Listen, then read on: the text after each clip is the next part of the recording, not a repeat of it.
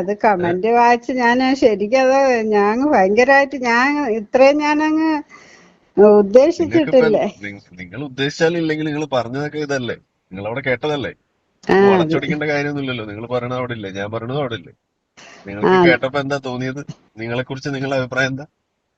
ഞാൻ കുറച്ച് തെറ്റായി ഓവറായിന്ന് തോന്നുന്നില്ലേ? കുറച്ച് ഓവറായെന്ന് തോന്നുന്നു. ഇത് എന്തിനാ അത്രയൊന്നും ഇതിനൊക്കെ നിക്കണത്? ന്യായീകരിക്കേണ്ട ഈ ആവശ്യമില്ല. ഇസ്ലാമിനെ വെളുപ്പിക്കേണ്ട കാര്യം എന്താ നിങ്ങൾക്കുള്ളത്? ആ, ഒരു അതെ. മുഹമ്മദ് നബി ഒരു തെണ്ടിത്തരം കാണിച്ചു, അത് തെണ്ടിത്തരാന്ന് പറയൂ. നിങ്ങൾ എന്തിനാണ് അതിന് വെറുതെ ഇതുപോലെ സപ്പോർട്ട് ചെയ്ത് അത് ഇതേപോലെ ഈ ബാലവിവാഹമൊക്കെ ഇങ്ങനെ വെളുപ്പിക്കാൻ വേണ്ടി നടക്കണത്? എന്താവശ്യമുള്ള? ഒന്നല്ലെങ്കിൽ നിങ്ങളൊരു സ്ത്രീയുമല്ലേ. ആ എന്നിട്ടൊരു ആ സ്ത്രീകൾക്ക് ഉണ്ടാവുന്ന ഈ ഒരു ബുദ്ധിമുട്ടിനെ കുറിച്ച് നിങ്ങൾക്ക് ഒരു ബുദ്ധിമുട്ടും തോന്നുന്നില്ല എന്ന് പറയുമ്പോൾ അത് എന്തുമാത്രം ലജ്ജാകരമാണ്. അത് ശരിയാണ്. വള- അറിയാത്ത പിള്ള ചൊറിയുമ്പോൾ അറിയും. എനിക്കൊരു പേടി ഉണ്ടായിരുന്നു, അങ്ങനെ നമ്മള് വിളിച്ച അഭിപ്രായം പറയണത് ശരിയാണോ എന്ന്. എന്നാലും ഞാൻ രണ്ടും കൽപ്പിച്ചങ്ങ് വിളിച്ചു, അത്ര തന്നെ. ഇതിപ്പോ പിടിച്ച് തിന്നുന്നില്ല. ഞാൻ പിണറായി വിജയനൊന്നും അല്ലല്ലോ പിടിച്ച് തിന്നെ. ഏഹ് ചിൽ സാറാ ചിൽ, നമുക്ക് എല്ലാത്തിനും പരിഹാരം ഉണ്ടാക്കാം. അപ്പോഴ് പിണറായി ഈ വിജയനും അല്ല, അതിൽ മുഹമ്മദ് നബിയും അല്ല, പിന്നെന്താ നിങ്ങൾക്ക് വിളിച്ചാല്? ആ, അമ്മ ഇത് കമന്റ് വേണ്ട കേട്ടോ. അസുഖമൊക്കെ കുറഞ്ഞ ജലദോഷമായിരുന്നു. അതൊക്കെ കുറഞ്ഞു, അതൊക്കെ കുറഞ്ഞു. കുറഞ്ഞല്ലേ? അപ്പൊ ആ നിങ്ങളുടെ അസുഖം കുറഞ്ഞു. എന്റെ എന്റെ കലശലായ അസുഖം ഈ വെളുപ്പിക്കൽ അസുഖം ആ, നിക്കണ്, അത് ഇന്ന് അതിലേശം ഞാൻ കുറവില്ലേ? അല്ല, ഇന്നിപ്പൊ ആരെടുത്ത് വെളുപ്പിക്കാൻ നിക്കൂല. ഇന്ന് ഇങ്ങനെയുള്ള ഇതോടെ ചിലര് ഈ ഞാന് പരിപാടി ഞാൻ വെച്ച് മതിയാക്കി, വെളുപ്പിക്കൽ പരിപാടി.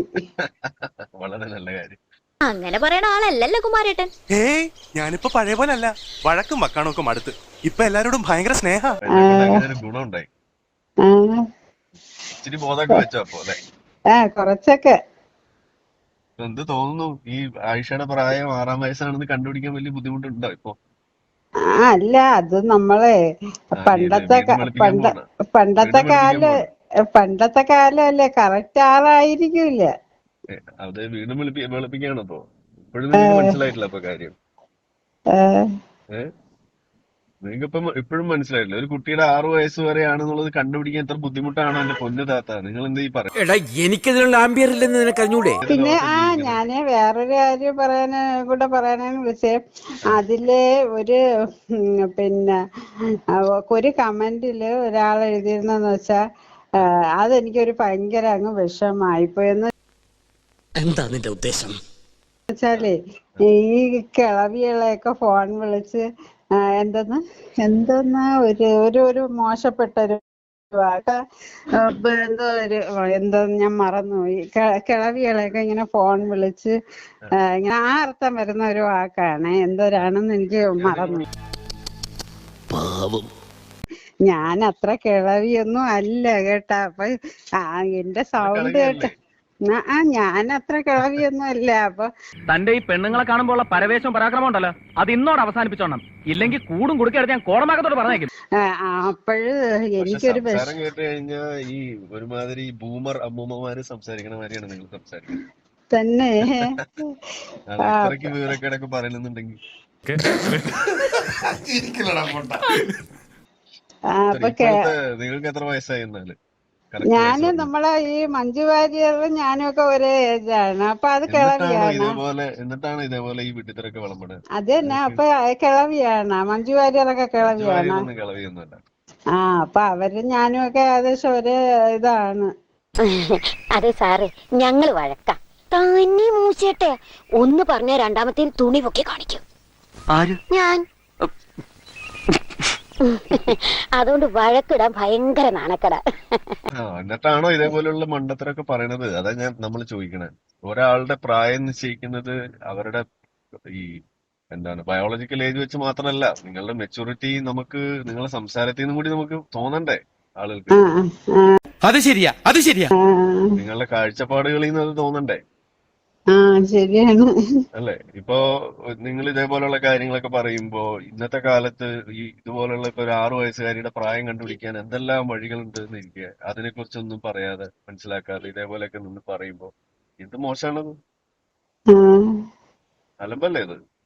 അതെല്ലാം പിന്നെ ആ, അങ്ങനെയാണെങ്കിൽ ഇനി എന്ത് വേണമെങ്കിലും എന്നോട് പറഞ്ഞാൽ മതി, എന്തിനും ഞാൻ കൂടെ ഉണ്ടാവും. എന്താ പറയണ? അപ്പൊ പിന്നെ നിങ്ങൾ ചിലപ്പോ കിളവിയാണെന്നൊക്കെ ധരിച്ചു പോകും ആളുകൾ. എന്ത് ചെയ്യാൻ പറ്റും? നിങ്ങൾക്ക് ഇപ്പൊ മനസ്സിലായല്ലോ നിങ്ങളെ കുഴപ്പം എന്താന്നുള്ളത്. ഇപ്പൊ സപ്പോസ് ഇത് നമ്മൾ പബ്ലിഷ് ചെയ്തില്ലായിരുന്നു വിചാരിക്കാം, വെറുതെ നിങ്ങൾ വേറെ ആരോടോ സംസാരിച്ച പോലെ എന്നോട് സംസാരിച്ചെന്ന് വിചാരിക്കാം, നിങ്ങൾക്ക് ഒരു മണ്ണാങ്കട്ടെ മനസ്സിലാവാൻ പോകുന്നില്ല. സത്യമാണോ ഈ പറയുന്നത്? സത്യം ആയില്ലെങ്കിൽ ഭഗവതിയാണ് സത്യം.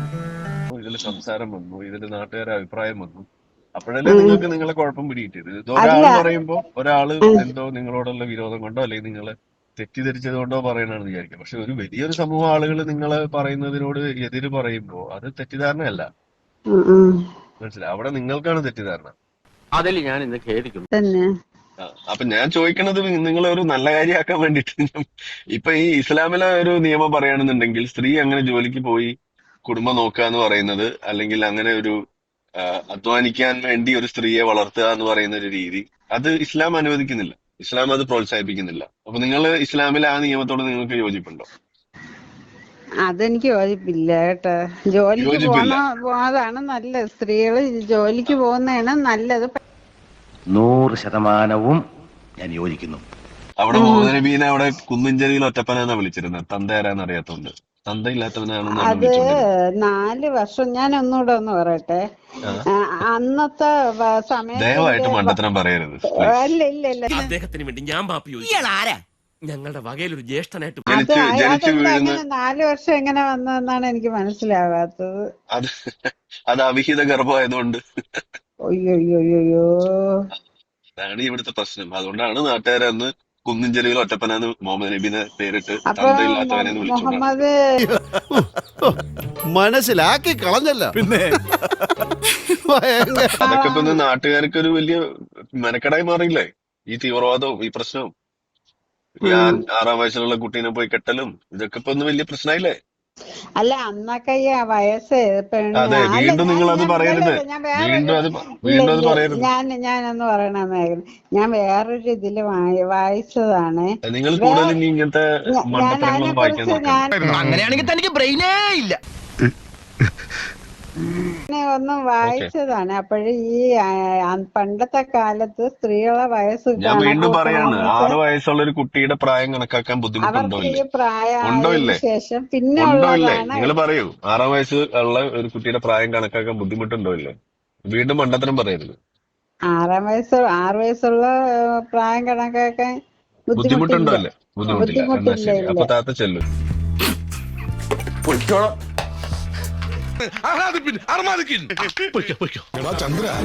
ഒന്ന് സബ്സ്ക്രൈബ് ചെയ്തിട്ട് പോടാ.